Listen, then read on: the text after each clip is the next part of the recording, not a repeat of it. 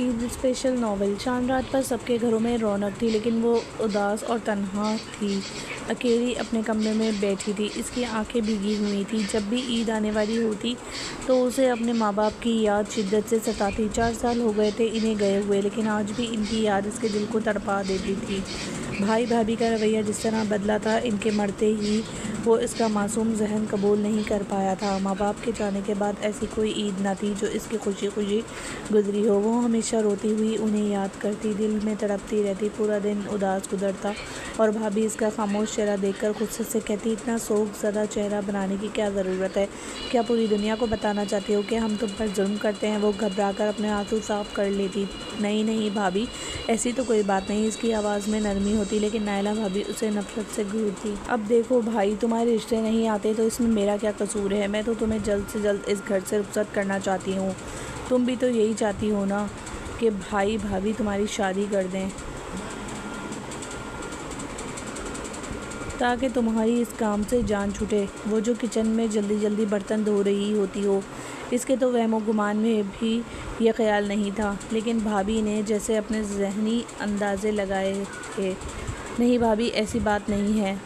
काम करना मुझे बोझ नहीं लगता, वो फिर से नरमी से कहती। लेकिन नायला भाभी तड़प कर उसे जवाब देती, खूब जानती हूँ मैं तुम्हें, जो हर वक्त मुंह पे 12 बजा के रखती हो ना। ये लोगों से हमदर्दी से बैठने का बहाना है। वो उसे जलील करके चलती बनती, और जलील होना तो इसकी किस्मत में ही लिखा था। अम्मी अब्बू तो गाँव गए थे शादी की तकरीब में, लेकिन वहाँ इन्हें इनकी बदनसीबी ले गई थी, क्योंकि बारात एक ख़तरनाक हादसे का शिकार हो गई थी, जिसमें वो दोनों भी फौत हो गए थे। वो तो कॉलेज में पढ़ रही थी। इसकी तो रंगों से खेलने की उम्र थी। क्या जानती थी कि इतनी जल्दी इस पर यह क़यामत टूट पड़ेगी। कई दिन तक तो उसे होश नहीं रहा था। फिर आखिरकार ख़ुद को संभालना पड़ा, क्योंकि नायला भाभी ने अपना असली रूप जो दिखा दिया था।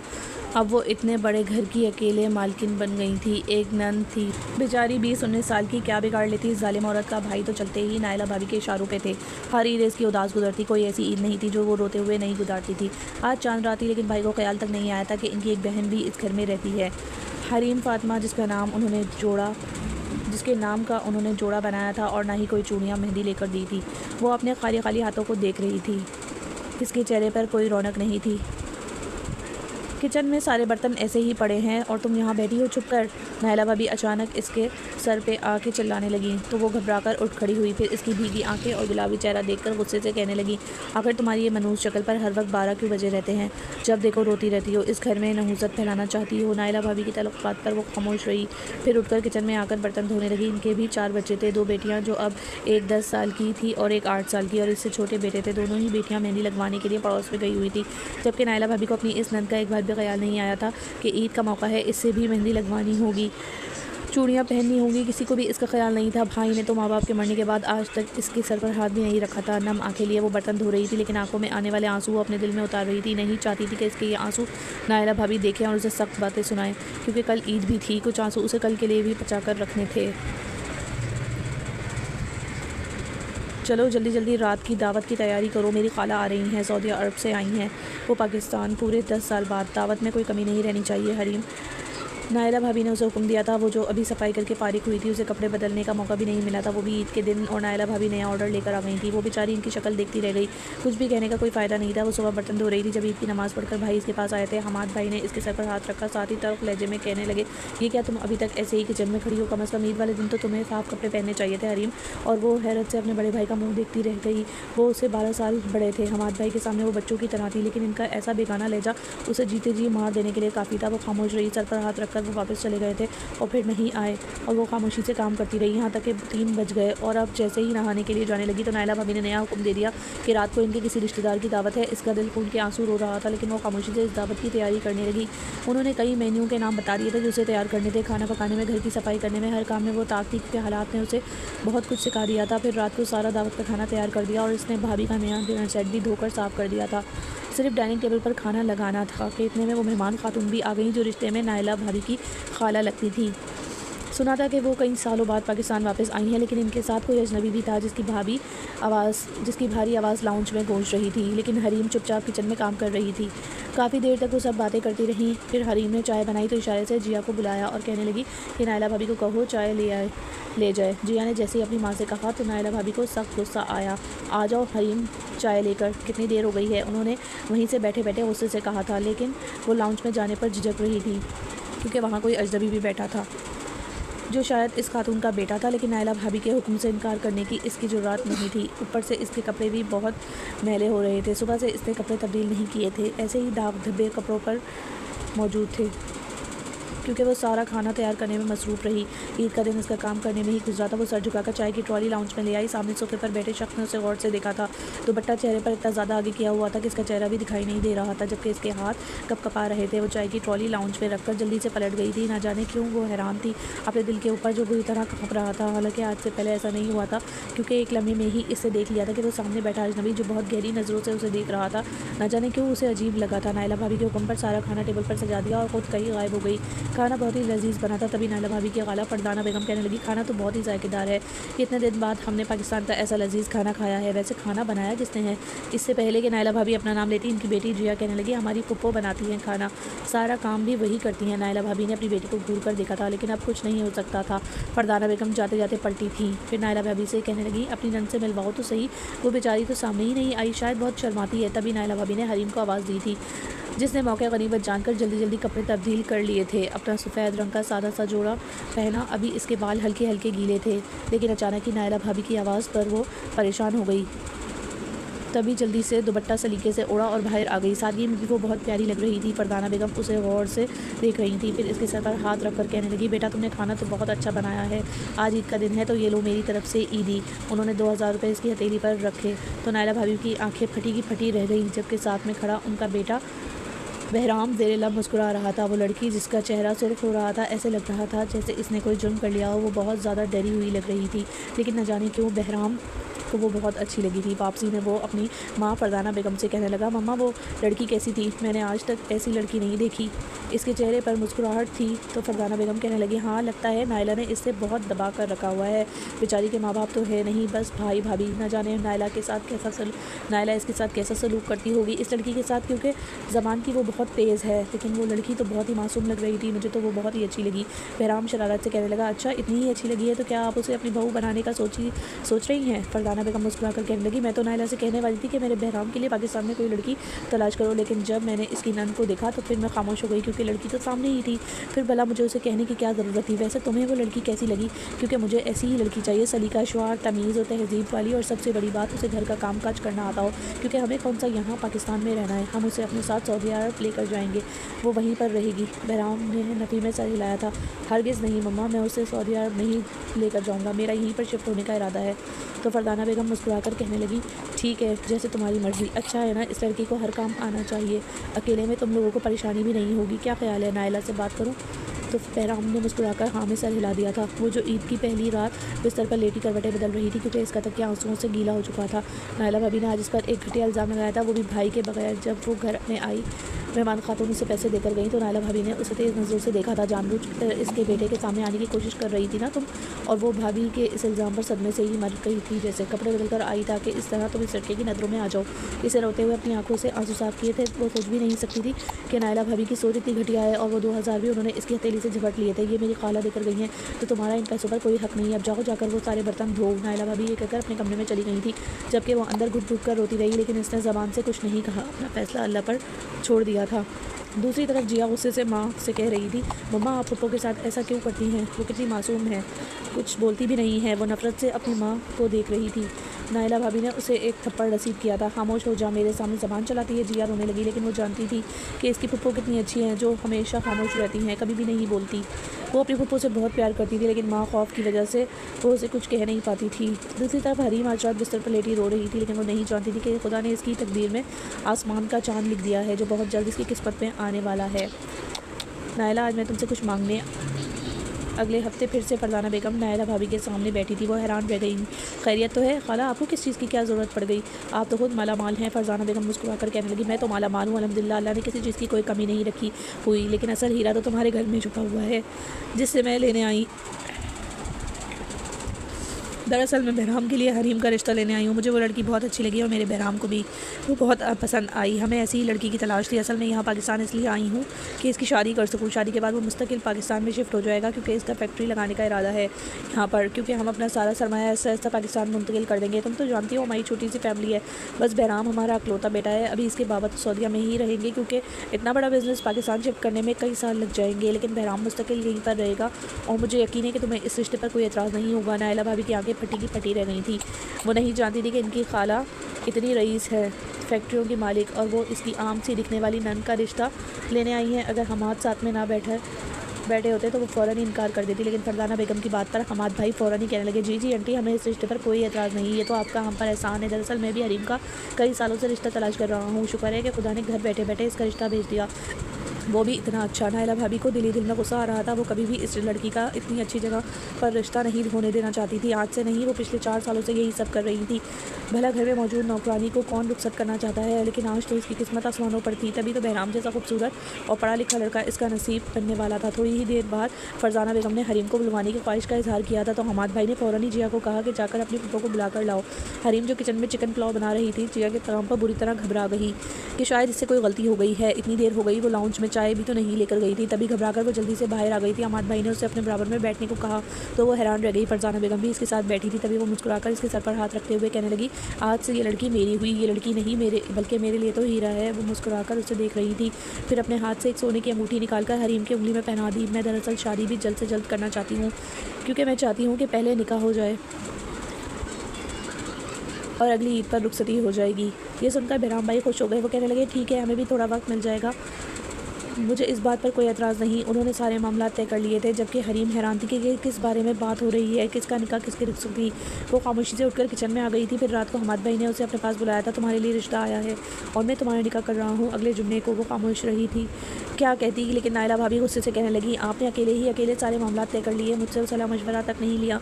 तो हमाद भाई खामोशी से हरीम को देखते हुए कहने लगे, तुमसे क्या मशवरा लेता, मैं भी चाहता हूँ कि ये अपने घर की हो जाए, क्योंकि काफ़ी दिन हो गए मुझे अम्मी अबू ख्वाब में नज़र आते हैं। दिल पर एक बोझ सा है। मैं चाहता हूँ कि इसकी रुखसती कर दूँ। 1 साल तो बहुत दूर की बात है, मैं तो इसकी 3 महीने में ही रुखसती कर देना चाहता था।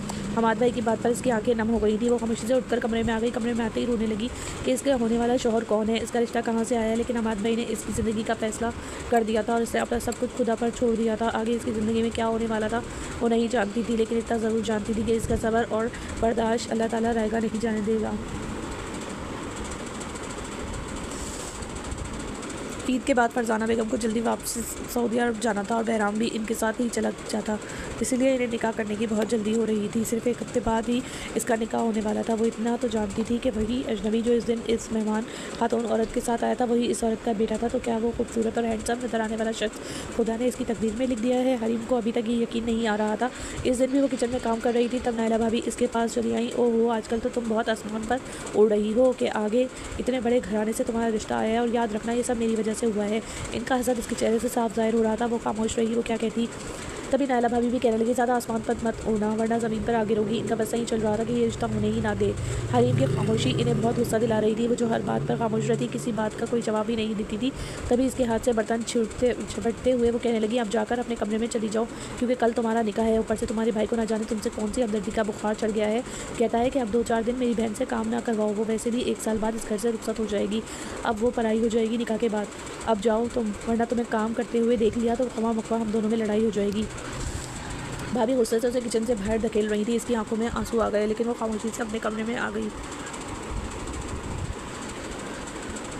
फिर वो सोचने लगी कि उसे भाभी की रवैये के बारे में सोचने की या इसकी बातों पर रोने की ज़रूरत नहीं है, ये कि वो एक ना एक दिन इस घर से रुखसत हो जाएगी, एक नई ज़िंदगी शुरू करने के लिए। बस वो दुआ कर रही थी कि आने वाली ज़िंदगी इसकी बहुत खूबसूरत हो, कि वो अपनी सारी तकलीफ़ें सब वक्त भूल जाए। हमारे भाई भाभी उसे कहने लगे कि तुम इसका निकाह का जोड़ा ले आओ, बहुत अच्छा सा लेकर आना। तो भाभी भी कहने लगी, क्या ज़रूरत है नया जोड़ा लाने की, कौन सा अभी इसकी रुखसती हो रही है, मेरा पड़ा है पुराना जोड़ा जो मैंने कभी पहना ही नहीं, वही पहन लेगी। ये नायला भाभी के चेहरे पर हसरत की आग थी। तो हमारे भाई ने इन्हें घूर कर देखा, हालांकि इन्हें कल ही इस निकाह पर खर्चा करने के लिए इनके हाथ में अच्छी खासी रकम तमाई थी। फिर भी तुम अच्छे से तैयारी कर लेना, ये कहकर वो चले गए, जबकि हरीम की आंखें नम हो गई थी। नायला भाभी आखिर इससे क्यों इतना हसद करती है, वो महज सोच कर रह गई थी। लेकिन शाम को ही फरजाना बेगम चली आई अपने ड्राइवर के साथ। वो हैरान रह गई थी, क्योंकि वो अच्छा खासा सामान लेकर आई थी, निकाह का जोड़ा, ज्वेलरी, मेकअप, हर चीज़ इस सामान में मौजूद थी। फिर वो मुस्कुराकर कहने लगी, मैं चाहती हूँ कि हरीम यही जोड़ा पहने, क्योंकि ये मैंने ख़ास तौर पर बहराम की दुल्हन के लिए ख़रीदे हैं। वो बहुत ही खूबसूरत और महंगा ड्रेस था, जिसे देखकर नाहिला भाभी की आंखें फटी की पट्टी रह गई थी। जबकि हरीम अपने कमरे में बैठी थी, वो इतना तो जान गई थी कि फरजाना बेगम जो इसकी होने वाली सास है वो किसी ज़रूरी काम से आई हैं, लेकिन वो नहीं जानती थी कि वो इतना ढेर सारा सामान भी लेकर आई होंगी। उन्होंने बड़े प्यार से हरीम को अपने पास बिठाया था, फिर उसे एक एक चीज़ सिखाने लगी थी जो सब बहुत कीमती और खूबसूरत थी। वो अपनी तकदीर बदलने पर हैरान थी कि खुदा ने इतनी जल्दी इसकी झोली में खुशियाँ ही खुशियाँ भर दी थी। शायद ये इसकी सब्र और इस्तकामत ही था कि आज इसका निकाह होने जा रहा था और वो बहुत खूबसूरत लग रही थी। बहराम उसकी ज़िंदगी में आने वाला पहला शख्स था। थोड़ी देर बाद निकाह हुआ तो उसे बहराम के बराबर में बिठा दिया गया। इसका दिल धड़क रहा था, वो अजीब सी कैफियत में थी, जबकि वो उसे गौर से देख रहा था जो बहुत ही खूबसूरत लग रही थी। इसका दिल चाह रहा था कि आज ही रुखसती करवा लें, लेकिन उसे 1 साल तक इंतज़ार करना था और ये 1 साल बहुत तवील अर्सा था। फिर जैसे ही वो उठकर कमरे में आ गई तो बहराम अपनी माँ से कहने लगा कि वो एक बार हरीम से मिलना चाहता है। जाने से पहले जिया ने आकर उसे बताया कि बहराम अंकल आपसे मिलने आ रहे हैं, तो वो बुरी तरह घबरा गई थी। इसके माथे पर पसीने की चमक थी। अभी तो वो अपना ड्रेस बदलने का सोच रही थी कि उसने में जिया ने उसे पैगाम दिया, तो वो शर्म और हया से सुर्ख पड़ गई थी। थोड़ी देर बाद बहराम कमरे में आया था। वो इससे बहुत गौर से देख रहा था। बहुत अच्छी लग रही हैं आप, इससे इतनी मोहब्बत से कहा कि वो नज़रें झुका के रह गई। बहराम ने महसूस किया कि वो बहुत ज़्यादा शर्मा रही थी। तभी उसे रिलैक्स करने के लिए कहने लगा, ज़्यादा घबराने की ज़रूरत नहीं, मैं सिर्फ आपसे मुलाकात करने आया हूँ। वो इसके सामने बैठ गया था। जब मैंने आपको पहली बार देखा था तो मुझे आप बहुत अच्छी लगी। यूँ समझ लें कि मम्मा ने ये रिश्ता मेरी पसंद से ही किया है और अब आप मेरी मोहब्बत बन गई हैं और मेरी बीवी भी। बहराम ने अचानक इसके हाथ थाम लिए जो कँपा रहे थे। हरीम की तो जैसे जान निकल गई थी। कोई मर्द पहली बार इसके इतने करीब आया था। बहराम के हर अंदाज में बहुत मोहब्बत और नरमी थी। तभी वो इसकी शर्म हया पर मुस्कुराकर आगे बढ़ा और इससे अपने लब इसकी पेशानी पर रख दिए, जो बहुत ही खूबसूरत लग रही थी। मैं बहुत जल्द तुम्हें लेने आऊँगा, ये कहकर वो मुस्कुराता हुआ इससे बहुत दूर चला गया था, जबकि वो अपने अंदर एक अजीब सी ठंडक और मोहब्बत महसूस कर रही थी। अब इसकी ज़िंदगी बहुत आसान होने वाली थी, इतना तो अंदाज़ा हो गया था। रात को वो अपने मेहंदी से सजे हाथ देख रही थी जो बहुत खूबसूरत लग रहे थे। फिर उसे बेख्तियार बहराम का लम्स याद आया तो इसके अलावा खुद ब खुद मुस्कुराने लगी। इस निकाह के बाद वो अपने दिल में इसके लिए मोहब्बत महसूस करने लगी थी। इसने अपनी आंखें मौन ली थी। एक अजीब सा सुकून वो अपने अंदर उतरता हुआ महसूस कर रही थी। जब से तुम्हारा निकाह हुआ है तुम किसी काम को हाथ नहीं लगाती। नायला भाभी आज फिर इसके सर पर सवार थी तो वो मजबूत लहजे में कहने लगी, नहीं भाभी, मैं काम कर तो रही हूँ, मुझे आदत नहीं है बैठकर खाने की। नायला भाभी हैरान थी। वो जो कभी पलट कर जवाब नहीं देती थी और आज सुकून से जवाब देकर वो किचन में आ गई थी। ना इसका मोबाइल था और ना ही इसका कोई रब्ता था बहराम से। वो जानती थी कि ये 1 साल बहुत तवील गुजरना है, लेकिन आखिरकार गुजर ही जाएगा। उसे अपने रब पर पूरा भरोसा था, लेकिन वो नहीं जानती थी कि एक राज है जो इससे छुपा हुआ है और वो राज कोई भी नहीं जानता था। ये राज इसकी शादी के बाद ही खुलना था। फिर आहिस्ता आहिस्ता दिन गुजरने लगे। इसके निकाह के बाद नायला भाभी का रवैया इसके साथ थोड़ा बेहतर हो गया था। अब इसकी दोनों बेटियाँ भी इसके साथ साथ काम करवा लेती थी। कभी कभी नायला भाभी खुद भी खाना बना लेती थी, क्योंकि हमाद भाई ने कहा था कि थोड़ी ही दिनों बाद इसकी रुखसती हो जाएगी, फिर वो शायद सऊदी अरब चली जाए और इसका आना काफ़ी सालों बाद हो, तो तुम्हें इसके साथ अच्छा रवैया रखना चाहिए। शुक्र था कि इतने सालों बाद इन्हें ख्याल आ गया था, लेकिन वो एक बात सोचती कि काश इसके माँ बाप ज़िंदा होते तो वो कितने खुश होते। बस जो नसीब में लिखा हो उसे टाला तो नहीं जा सकता, यही सोचकर वो अपने आप को मुतमईन कर लेती। फिर अचानक ही एक शोर सा उठा था, क्योंकि फरजाना बेगम, इनके शौहर और बहराम वापस पाकिस्तान आ गए थे उसे रुखसत करवाने के लिए। रुखसती के बाद बहराम और वो दोनों यहीं पाकिस्तान में रहते, जबकि फरजाना बेगम और उनके शौहर ने वापस सऊदी अरब चले जाना था। अब शादी की तैयारियां चल रही थी। हमाद भाई ने अपनी हैसियत के मुताबिक उसे अच्छा खासा जहेज़ दिया था। लाल रंग के जोड़े में वो बहुत खूबसूरत लग रही थी, आसमान से उतरी हुई परी। बहराम आज उसे 1 साल बाद दिख रहा था, जो बहुत ज़्यादा हसीन लग रही थी। आज वो हमेशा के लिए इसकी होने वाली थी। फिर वो उसे रुखसत करवाकर अपने पाकिस्तान वाले बंगले में ले आया, जो बहुत ही खूबसूरत और आलीशान था। ये इसका सब्र और बर्दाश्त ही था कि उसे आज इतने अच्छे लोग मिल गए थे, और बहराम के रूप में उसे ऐसा शौहर मिला जो इससे बहुत मोहब्बत करता था, जिसने उससे अपनी पसंद से इससे शादी की थी। सुहाग रात में बहुत ज़्यादा घबरा रही थी, लेकिन बहराम ने इसकी शादी बहराम रवैये की बदौलत तो इसकी संगत में जैसे एक नई ज़िंदगी मिलने पर बहुत खुशी महसूस कर रही थी। सुबह इसकी आँख खुली तो बहराम कमरे में नहीं था। फिर वो खुद ही नहा धोकर तैयार हो गई और इसने गुलाबी रंग का खूबसूरत सूट पहन लिया। इसके दिल में ख्याल आया कि उसे अपने सास ससुर के पास जाना चाहिए सलाम करने के लिए। वो जैसे इनके कमरे में जाने लगी तो अचानक ही उसे फरजाना बेगम की आवाज़ सुनाई दी, तुम्हें तानिया को तलाक देनी ही होगी। बहराम, अब तुम दूसरी शादी कर चुके हो, जब वो तुमसे तलाक मांग रही है तो तुम उसे फारिग क्यों नहीं कर देते। हरीम के पैरों तले से ज़मीन निकल गई थी। उसे अपने कानों पर यकीन नहीं आ रहा था। इसकी सास एक अजीब बात कर रही हैं। तानिया कौन है? तानिया और तो क्या ये बहराम की दूसरी शादी थी? वो वहीं पर खड़ी रह गई थी। इतनी भी हिम्मत नहीं थी कि आगे बढ़कर दस्तक दे सके। तभी इसके कानों में बहराम की आवाज़ सुनाई दी, उसे यूं ही भीख मांगे तो तलाक की, मैं हरगिज़ उसे नहीं छोड़ूंगा, यूं ही सारी ज़िंदगी ख्वार करूंगा। इसने मुझे धोखा दिया है, जो मेरी इज़्ज़त को नीलाम किया है, इसकी सज़ा उसे मिलनी चाहिए, अदालतों में ख्वार होने दें। अम्मी, उसे आपको फ़िक्र करने की कोई ज़रूरत नहीं। लेकिन फरजाना बेगम परेशानी से बहराम से कहने लगी, अच्छा अगर हरीम को तुम्हारी पहली शादी का पता चल गया तो इसके दिल पर क्या गुजरेगी? और मैंने तो ये बात नायला को बता दी थी, तो इसने ही मुझे ये बात छुपाने के लिए कहा कि क्या ज़रूरत है ये बात बताने की, क्योंकि हमाद को ये इल्म नहीं है और ना ही हरीम को ये पता है कि इससे तुम्हारा दूसरा निकाह है। अब तो हरीम ने आगे बढ़कर दीवार का सहारा लिया था, वरना वो शायद नीचे ही गिर जाती। इस पर शादी की पहली सुबह ही अजीब इंकशाफ हो रहे थे। इतना बड़ा धोखा, इसका चेहरा सुर्ख हो रहा था। फिर वो वापस कमरे में आ गई। इससे कमरे में आते ही रोना शुरू कर दिया था, क्योंकि वो लाख अपने आंसू रोकने की कोशिश कर रही थी, लेकिन इसके आंसू रुकने का नाम नहीं ले रहे थे। वो बार बार अपनी आंखों से आंसू साफ करती और बार बार निकल आते। वो अजीब उलझन में गिरफ्तार थी कि क्या बहराम ने इसकी दूसरी शादी की है और नायला भाभी को ये बात मालूम थी और उन्होंने हमें धोखा दिया। और मुझे और हमाद भाई को जब ये सच्चाई हमाद भाई को पता चलेगी तो इनके दिल पर क्या गुजरेगी? अभी जो मेरी हालत हो रही है वही उनका हाल होगा। वो बार बार अपनी आंखों से मुसलसल आंसू साफ किए जा रही थी। फिर इसे चुप रहने की ठानी, क्योंकि वो हमेशा से ही खामोश रहने की आदी थी। इसने जल्दी से अपने आंसू साफ कर लिए थे। थोड़ी ही देर बाद दरवाजे पर आहट हुई थी। बहराम उसे देखकर अंदर आया। इसके चेहरे पर मुस्कुराहट थी, लेकिन हरीम को इसकी मुस्कुराहट झूठी लग रही थी। तभी इसने इसके हाथ थाम लिए। फिर कहने लगा, बहुत अच्छी लग रही हो तुम, बाहर क्यों नहीं आई? तैयार होकर चलो, मम्मा पापा के पास चलते हैं, वो भी तुम्हारा पूछ रहे थे। मैंने तुम्हें इसलिए नहीं जगाया, मैंने सोचा कि शादी की वजह से तुम थक गई होगी। इसके लहजे में बहुत नरमी थी, लेकिन हरीम इसके धोखे से समझ नहीं पा रही थी। खासतौर पर नायला भाभी ने जो उसे और हमाद भाई को झूठ कहा था, इतना बड़ा धोखा वो कैसे दे सकते थे कि ये इंसान पहले से शादीशुदा था। लेकिन नायला भाभी ने यह बात छुपा ली थी। इसकी खामोशी पर बहराम परेशान हो गया। क्या हुआ तुम्हें? तुम इतनी चुप क्यों हो? क्या घर वालों की याद आ रही है? क्या यहाँ पर किसी चीज़ की कमी महसूस हो रही है? बहराम ने मोहब्बत से कहा था तो इसे जल्दी से नफ़ी में सर हिला दिया। हरीम हर सूरत हाल को कबूल करने की आदी थी, इसलिए वो इसे इतनी बड़ी बात पर भी रिएक्ट नहीं कर पा रही थी। तभी खामोश रही। बहराम ने इसका हाथ थाम के कहने लगा, चलो मेरे साथ मम्मा पापा के पास चलते हैं, ज़बरदस्त का नाश्ता बनवाया है उन्होंने तुम्हारे लिए। वो उसे लेकर नीचे चला आया। इसे भी झुकी नज़रों के साथ इन दोनों को सलाम किया। फरजाना बेगम ने बड़े प्यार से इसके सर पर हाथ रखा था। फिर कहने लगी, अब तुमने ही बहराम के साथ यहाँ पर रहना है, क्योंकि वो यहाँ अपने बिज़नेस की नई शुरुआत कर रहा है। तुमने ही उसे संभालना है और हम दोनों तो बहुत जल्द वापस चले जाएंगे। फरजाना बेगम उसे मुस्तकबिल की बातें बता रही थी, जबकि वो खामोश रही। बहराम उसे देखकर चौंक गया था। इसकी आंखें सुर्ख हो रही थी, जैसे वो बहुत ज़्यादा उदास हो। वो हैरान सा था कि वो इतनी उदास क्यों लग रही है। फिर उन्होंने नाश्ता किया। फरजाना बेगम उसे कहने लगी, आज रात को वलीमे की तकरीब है, लेकिन सादगी से करेंगे। इसके 2 दिन बाद हम सऊदी अरब वापस चले जाएंगे। इसने इनकी बात पर खामोशी से सर हिला दिया था। फिर रात को वलीमे की तकरीब शुरू हो गई। आज इसने मैक्सी पहनी थी, गोल्डन कलर की मैक्सी। वो बहुत खूबसूरत लग रही थी, बिल्कुल भी पहचानी नहीं जा रही थी। हमाद भाई, नायला भाभी और इनके बच्चे भी वलीमे की तकरीब में आए थे, लेकिन न जाने क्यों अपने दिल में नायला भाभी से अजीब सी नफरत महसूस कर रही थी। ये औरत मुझसे हसद में इतनी गिर सकती है कि मेरे भाई जो इसका शौहर है इससे भी झूठ कहा, और मेरे लिए तो वो कभी कुछ अच्छा सोच ही नहीं सकती। एक ही बात कह कर इसके दिल में आ रही थी। आप उससे बहराम भी बिल्कुल अच्छा नहीं लग रहा था।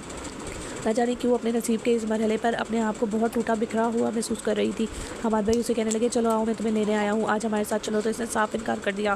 बहराम इसके इनकार पर हैरान रह गया था। न जाने क्यों वो इस घर में वापस जाना नहीं चाह रही थी। नायला भाभी ने अपना मकाम खो दिया था। इसके बाद वो कभी भी इनकी शक्ल नहीं देखना चाहती थी। आखिर उन्होंने इसके साथ ऐसा क्यों किया? हरीम ने तो कभी इनका बुरा नहीं चाहा, तो उन्होंने कैसे हरीम के बारे में इतना बुरा सोचा कि बहराम के बारे में इतनी बड़ी बात छुपा ली कि वो पहले से शादीशुदा था। इसकी बीवी भी थी, जिससे इसने अभी तक तलाक भी नहीं दी थी। उसे समझ नहीं आ रही थी कि वो अपनी किस्मत पर रोए पीटे या फिर नायला भाभी को बातें सुनाए। इसके अंदर कभी भी इतनी हिम्मत नहीं रही थी। हमेशा से ही खामोशी को इसने अपने सब्र से छुपाया था, और आज भी इसे ऐसा ही किया। वलीमे की तकरीब के बाद वो कमरे में आ गई थी। थोड़ी देर पहले बहराम ने इसके कान में सरगोशी की थी कि तुमने अभी ड्रेसिंग चेंज नहीं करनी, क्योंकि मैंने तो तुम्हें जी भर कर देखा भी नहीं है। इसलिए वो ऐसे ही बैठी रही। जब बहराम कमरे में आया तो उसे अपने इंतजार में देखकर वो मुस्कुरा दिया था। बहुत खूबसूरत लग रही हो। बहराम ने इसके चेहरे पर हाथ लगाया था, लेकिन वो हैरान रह गया। इसका चेहरा बहुत गर्म हो रहा था, जबकि हाथ भी इतने गर्म हो रहे थे, ऐसे लग रहा था जैसे उसे बुखार हो रहा हो। इसकी ये हालत देखकर वो परेशान हो गया। तुम्हारी तबीयत ठीक नहीं है कि आज? अभी तुम सुबह से इतनी खामोश थी। उसे शदीद बुखार में देखकर वो फ़ौरन ही डॉक्टर को बुलाने के लिए बाहर चला गया था, जबकि हरीम उसे रोकती रह गई। दरअसल जो बात सदमे की तरह इसके दिल पर लगी थी वो इससे संभल नहीं पा रही थी। तभी तो बुखार की शिद्दत इस पर हावी हो गई थी। थोड़ी देर बाद डॉक्टर आया। फरजाना बेगम और बहराम के बाबा सदीक साहब भी परेशान होकर कमरे में आए थे कि नहीं मेरी दुल्हन को क्या हो गया है। डॉक्टर ने उसे चेक किया। फिर तसल्ली देते हुए कहने लगा, परेशान होने की बात नहीं, शायद थकावट की वजह से इन्हें बुखार हो गया है। मेडिसिन देने के बाद डॉक्टर साहब बाहर चले गए थे। डॉक्टर के जाने के बाद बहराम इसके पास बैठा, जो खाली खाली नज़रों से छत की तरफ देख रही थी। हरीम, सच सच बताओ, तुम्हें कोई परेशानी है क्या? कोई बात तुम्हें परेशान कर रही है? इसने फ़ौरन ही नफ़ीम ने सर हिलाया था। फिर जल्दी से कहने लगी, नहीं ऐसी तो बात नहीं है, शायद मैं बहुत ज़्यादा थक गई हूँ। ये कहकर इसने अपनी आंखें मोड़ ली थी। बहराम ने बड़े प्यार से इसके सर पर हाथ फेरा था, फिर इसकी पेशानी पर अपने लब रख दिए। दूसरे दिन इसका बुखार हल्का हो गया था। फिर फरजाना बेगम इसके पास आकर कहने लगी, कल हमें चले जाना है वापस हरीम, अब तुम्हें ही बहराम का ख्याल रखना है। इसने हाँ में सर हिला दिया था। लेकिन हमाद भाई दूसरी तरफ बहुत परेशान थे क्योंकि इसने वलीमे के बाद घर आने से इनकार कर दिया था। तो वो अपनी बीवी से कहने लगे, ज़रूर तुमने कुछ बोला होगा हरीम को, तभी तो वो नहीं आई। मुझे वो नाराज़ लग रही थी। नायला भाभी लापरवाही से कहने लगी, मैं तुम्हारी लाडली बहन को क्या कहूँगी, इसके लिए ही नखरे आसमान को छूने लगे हैं। जाहिर है इतने बड़े ख़ानदान में चली गई है। शादी होकर नायला भाभी ने उल्टा हमाद भाई को खामोश करवा दिया। लेकिन वो अंदर ही अंदर सोच रही थी कि कहीं हरीम को सच्चाई तो नहीं पता चल गई जो उन्होंने शादी से पहले छुपाई थी। फरजाना बेगम और सिद्दीक साहब के जाने के बाद वो यहाँ इस बंगले में अकेली रह गई थी, जबकि बहराम ने अपना नया काम शुरू करवाना था। लेकिन वो काम शुरू करवाने से पहले हरीम के साथ बहुत ज़्यादा वक्त गुजारना चाहता था। लेकिन वो ना जाने क्यों इतनी खामोश रहने लगी थी। लेकिन इस रात बहराम ने इसके हाथ थाम लिए थे। सच सच बताओ, कोई बात है जो तुम अंदर ही अंदर छुपा रही हो? मुझे बताओ, तुम इतनी खामोश तो नहीं रहती थी। मैंने तुम्हारे चेहरे पर बहुत खुशी देखी थी, बहुत मोहब्बत अपने लिए। जो शादी की रात को तुम मुझ पर निछावर कर रही थी, लेकिन अब तुम बहुत उदास और खामोश रहने लगी हो। कोई बात है तो तुम मुझे बता सकती हो। इसने बड़े प्यार से इसके हाथ थामे थे। हरीम के चेहरे के रंग बदलने लगे। वो दिल ही दिल में सोच रही थी कि उसे ये बात बहराम से पूछ लेनी चाहिए कि आखिर हकीकत क्या है। तभी वो लब काटते हुए कहने लगी, मुझे माफ़ कर दीजिएगा, लेकिन सच्चाई जानने के बाद मैं न जाने क्यों अपने आप को आपसे मोहब्बत करने पर आमादा नहीं कर पा रही हूँ। इसकी नज़रें झुकी हुई थी। बहराम के अंदर से कुछ टूटा था। वो खामोश था, उसे देखे गया। मतलब मैं समझा नहीं। इसे अनजान बनने की कोशिश की तो हरीम की आंखों में आंसू आ गए। आप पहले से शादीशुदा थे। इसकी सयाह आंखें पानियों से भरी हुई थी। तो बहराम के दिल पर एक बोझ सा पड़ा था। वो जान गया कि हरीम को सच्चाई पता चल गई है, लेकिन कैसे? ये सवाल इसके सामने था। तभी इसने हाँ में सर हिलाया। फिर अफसोस भरे लहजे में कहने लगा, मैंने ये हकीकत तुम्हारे घर वालों के सामने रखी थी, लेकिन मैं नहीं जानता था कि तुम्हारी वो मकार भी ये बात अपने शौहर से छुपा लेगी। ये बात मुझे निकाह के बाद पता चली थी कि उन्होंने तुम लोगों से इस बात का तज़किरा नहीं किया। हाँ, ये हकीकत है कि मेरी पहले शादी हो चुकी है तानिया हमदानी से। इसका बाप भी सऊदीया में बिज़नेस करता था। बाबा के और इसकी बहुत अच्छी दोस्ती हो गई, तो उन्होंने ही बाबा से कहा था कि वो अपनी बेटी तानिया के लिए रिश्ता तलाश कर रहे हैं। बाबा इनकी बातों में आ गए, लेकिन नहीं जानते थे कि पाकिस्तान में रहने वाली वो लड़की इंतहाई बिगड़ी हुई और आवारा लड़की होगी। मैं तो सऊदीया में ही पला बड़ा था। मुझे पाकिस्तान के ना हालात का पता था और ना ही यहाँ पर रहने वाले लोगों के माहौल का। बाबा ने मुझसे अपनी ख्वाहिश का इज़हार किया तो मैंने इनकी बात से इनकार नहीं किया। यूँ तानिया से मेरी शादी हो गई। जब तानिया मेरी ज़िंदगी में आई तो वो मुझे अच्छी लगी, लेकिन मुझे इस बात का अंदाज़ा हो गया था कि वो इंतहाई आवारा मिजाज लड़की है, जिससे ना ड्रेसिंग करने की तमीज़ थी और ना ही बात करने का कोई सलीका। मैं उसे अपने साथ सऊदी अरब ले गया था, लेकिन वहाँ पर सख्ती पाबंदी की वजह से बहुत ज़्यादा देर वहाँ का माहौल नहीं बर्दाश्त कर पाई। रोज़ाना मुझसे लड़ाई झगड़ा करने लगी। मैं इसके लड़ाई झगड़े से तंग आ गया था। मैं तो शादी के 3 महीने बाद ही उसे छोड़ने वाला था, लेकिन मम्मा पापा ने मुझे मना किया और कहा कि उसे पाकिस्तान ले जाओ, हो सकता है वहाँ के माहौल में एडजस्ट हो जाए। यूँ मैं यहाँ ले आया और यहाँ अपनी नई कंपनी की बुनियाद रखने लगा। लेकिन यहाँ आकर तो वो और भी ज़्यादा आज़ाद हो गई थी। मैं अपने ऑफिस के लिए निकल जाता तो पीछे से अपने दोस्तों के साथ घूमती फिरती, पार्टियाँ करती, क्लब भी जाने लगी थी। मुझे ये सब मंजूर नहीं था। फिर एक दिन जब मैं ऑफिस से बहुत देर से घर आया, रात के 2 बज रहे थे, तो मैंने देखा कि वो अपने दोस्त के साथ मेरे बेडरूम में थी, इंतहाई नाज़िबा हालत में। ये देखकर मैं अपने आप पर काबू नहीं रख पाया था। अगर मैं इस वक्त अपना गुस्सा कंट्रोल नहीं कर पाता तो शायद मेरे हाथों से इसका खून हो जाता। लेकिन मेरे दिल में ख्याल आया कि इस बेवकूफ़ लड़की की खातिर मैं अपनी ज़िंदगी बर्बाद कर रहा हूँ। इसीलिए मैंने इसी रात पाकिस्तान छोड़ा और मैं वापस सऊदी अरब चला आया। अब मेरी और इसकी डाइवोर्स होने वाली है। हमारा केस अदालत में चल रहा है, लेकिन मैं उसे बहुत ज़लील ख्वार करना चाहता हूँ। जो कुछ इसने मेरे साथ किया वो हरगिज़ भूलने के काबिल नहीं है। इस बात को 3 साल हो चुके हैं और आज भी अदालत में हमारा केस चल रहा है। लेकिन जब इस मरतबा मैं पाकिस्तान आया तो मम्मा भी मेरे साथ ही। मैं नहीं जानता था कि मुझे एक लड़की नज़र आएगी जो बिल्कुल मेरे ख्वाबों जैसी होगी। वो कोई और नहीं बल्कि तुम थी हरीम। ना मुझे तानिया से कल मोहब्बत थी और ना आज है, लेकिन मैं तुमसे बहुत मोहब्बत करने लगा था। मैंने तो सारी सच्चाई तुम्हारे घर वालों को बतानी चाहिए थी, लेकिन तुम्हारी भाभी ने शायद इस बात का पर्दा रख लिया और तुमसे भी ये बात छुपा ली। उन्होंने मम्मा को कहा था कि तुम्हारे भाई को इस बात पर कोई एतराज़ नहीं और ना ही तुम्हें। वो तुम्हारे लिए काफ़ी महीनों से रिश्ता तलाश कर रहे थे, इसलिए उन्होंने मेरा रिश्ता फ़ौरन कबूल कर लिया।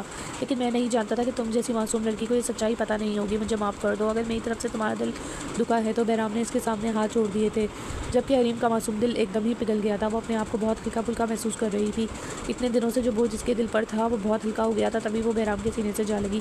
फिर रोते हुए कहने लगी, मुझे वलीमे की सुबह ही ये बात पता चल गई थी, क्योंकि मैंने सुन लिया था आप लोगों के मुँह से। तब से मैं अपने आप को बहुत अजीब सा महसूस कर रही थी।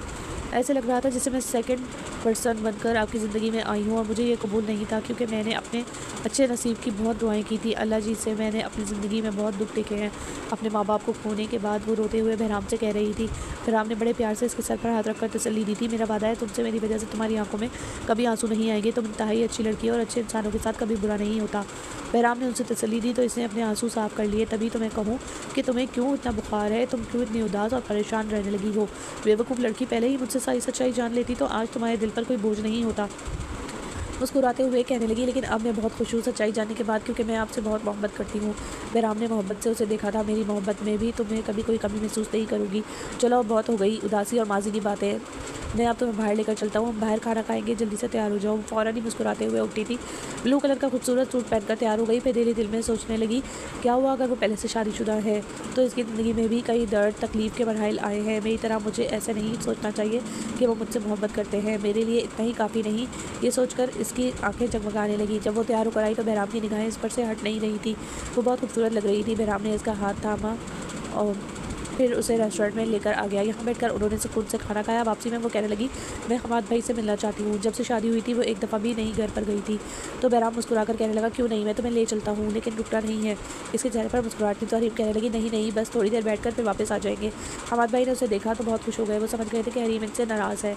नायला भाभी को भी फिक्र हो रही थी कहीं हरीम को सच्चाई तो नहीं पता चल गई, लेकिन आज इसका मुस्कुराता चेहरा देखकर वो मुतमईन हो गई थी। लेकिन वो नहीं चाहती थी कि हरीम को सारी सच्चाई पता चल गई है और उन्होंने इस कड़वे सच को अपने दिल से कबूल कर लिया है। रास्ते में वो बहराम से कहने लगे, आप प्लीज़ हमारे भाई को कभी ये हकीकत मत बताना, क्योंकि उन्हें भी ये बात मालूम नहीं है। बहराम मुस्कुराकर कहने लगा, ठीक है, जैसी तुम्हारी ख्वाहिश, मैं कभी इन्हें ये नहीं बताऊंगा और तुम्हें भी परेशान होने की ज़रूरत नहीं। बहुत जल्द मैं तानिया को तलाक देकर हमेशा के लिए उसे अपनी ज़िंदगी से बेदखल कर दूँगा। हरीम ने मुस्कुराकर सर हिला दिया था। फिर वो चोर नज़रों से बहराम को देखने लगी। ऊंचा, लंबा, चौड़ा, मजबूत मर्द इसके नसीब में लिख दिया था खुदा ने। उसे इससे बढ़कर और क्या चाहिए था। वो मुस्कुराकर अल्लाह का शुक्र अदा करने लगी। आगे के सारे रास्ते बहुत रोशन और खूबसूरत थे। अगर आपको ये कहानी पसंद आई हो तो वीडियो को लाइक करें, चैनल को सब्सक्राइब ज़रूर करें और कहानी कैसी लगी कमेंट बॉक्स में अपनी कीमती राय का इजहार ज़रूर करें।